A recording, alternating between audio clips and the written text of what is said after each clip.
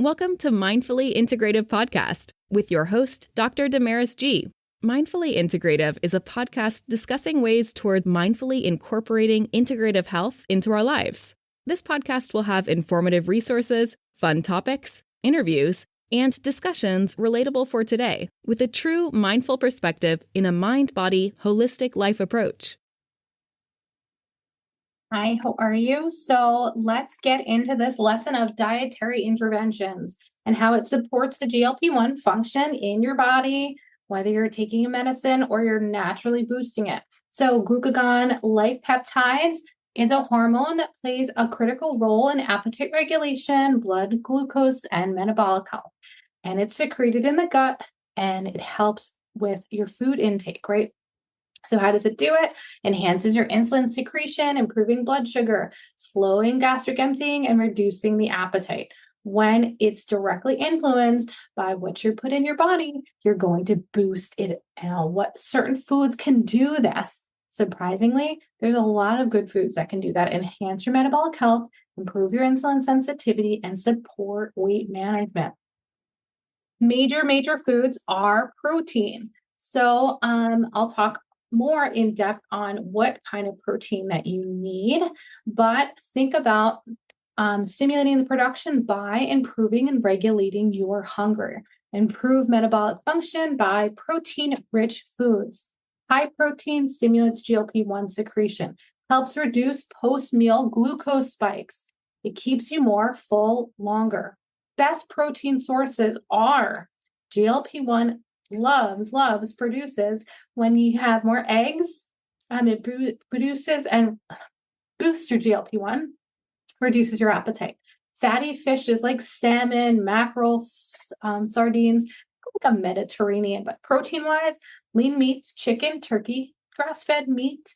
Plant-based proteins, you can get tofu, tempeh, lentils, black beans, algae, quinoa, many good sources of fiber in there too. And why does the protein matter? It slows the digestion. It's keeping you full longer. It stimulates muscle maintenance, which is important for metabolism, especially when you hear that GLP-1s are maybe getting rid of the muscle, right? So you want to make sure you're not losing that muscle and you're losing just the fat. So how do you do that? You maintain muscle, you would maintain working out, you maintain lifting, you maintain intake of protein. I talk a lot about intake of protein and think of it like if you can do 1 gram for half your body weight, if you're 150 pounds, let's say I'd like you to get about 75 grams of protein a day.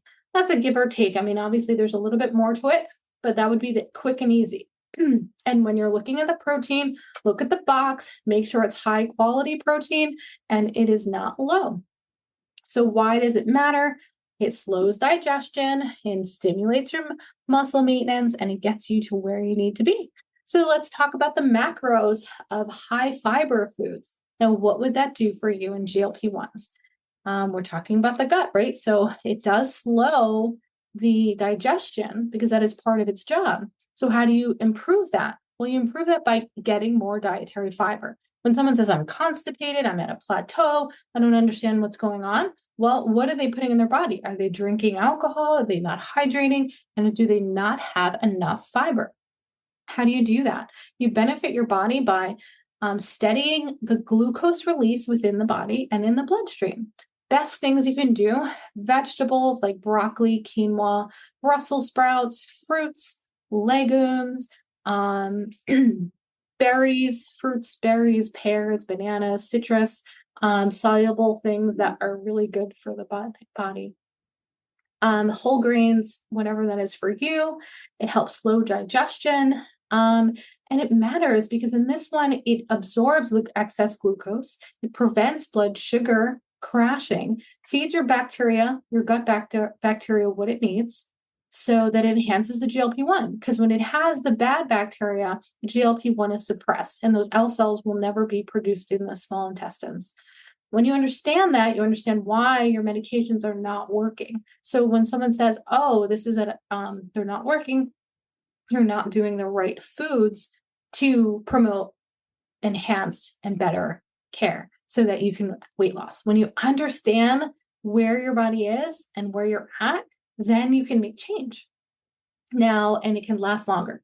So add in, let's talk about healthy fats. So there's good and bad fats. What is that? Polysaturated or unsaturated, saturated. You want to have those that are going to improve your gut integrity, reduce the inflammation, support yourself from feeling that fullness so that you can get your hormones regulated.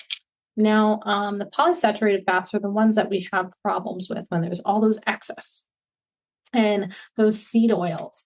The best quality foods that you can get really are from things of monosaturated. So let's think avocados, think sustained energy better, more fullness, think nuts, seeds, olive oil, fatty fishes again, like mackerels, sardines, salmon. They're really packed with a good quality amount of omega-3s that you can get. It improves your gut lining and reduces insulin resistance and inflammation because those cells, mitochondria and regular cells, are made of phospholipid layers that are beneficial with inflammatory process. Why do healthy fats matter? In this case, it helps your appetite hormone regulation and reduces those cravings. It improves cellular insulin response, preventing blood sugar spikes, supports gut health, and is crucial for optimal GLP-1 secretion. They're all very important in what you put into your body.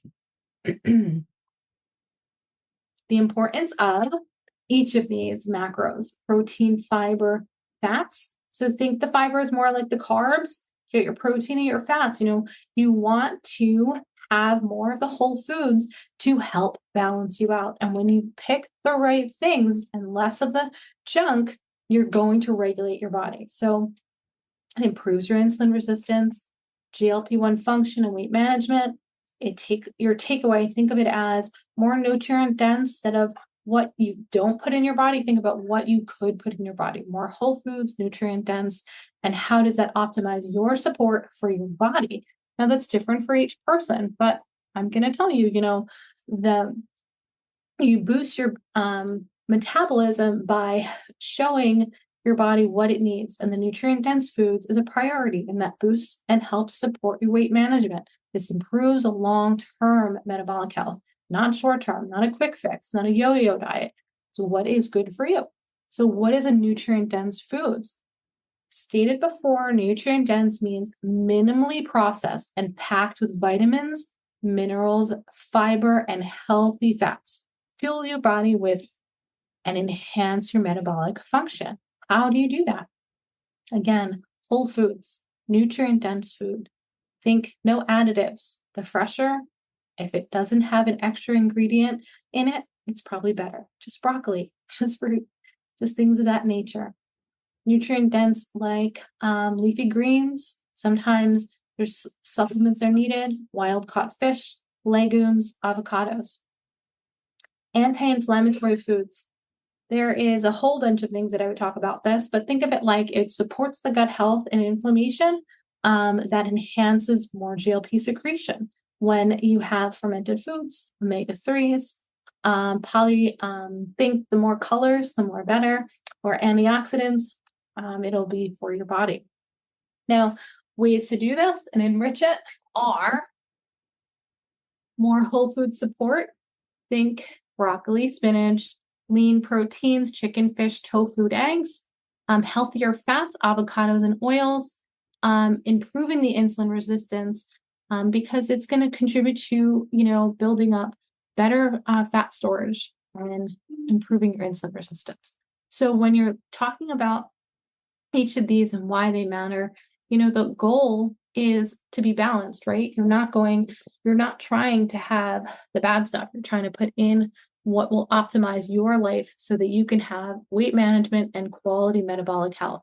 Now, that's the goal, right? You want to enhance your fullness. You want to fat burn, be metabolically healthy, not have hyperinsulinemia within the body, improve the gut overall, and your microbiome balance. And when you take each one of these tidbits, these will help. And it's definitely manageable, because in this sense, then you're trying to prevent yourself from having hyperinsulinemia, which then can cause many chronic illness, or type 2 diabetes, protects you from overall obesity, other related diseases, and metabolic issues. It enhances your levels, it helps you stabilize your mental clarity, and supports your heart health. And I hope this helps. See you in the next lesson. Thank you for listening to the Mindfully Integrative Show with Dr. Damaris Maria Grossman, family nurse practitioner. This podcast is for informational and educational purposes only and is not to substitute for professional medical advice, diagnose, or treat. Always consult your healthcare provider before making changes to your healthcare routine. Make sure to subscribe so you don't miss an episode. If you enjoyed our show, please support us by leaving a mindful review on Apple Podcast or your favorite streaming platform. Interested in being a guest or more information? Email us at info@mindfullyintegrative.com.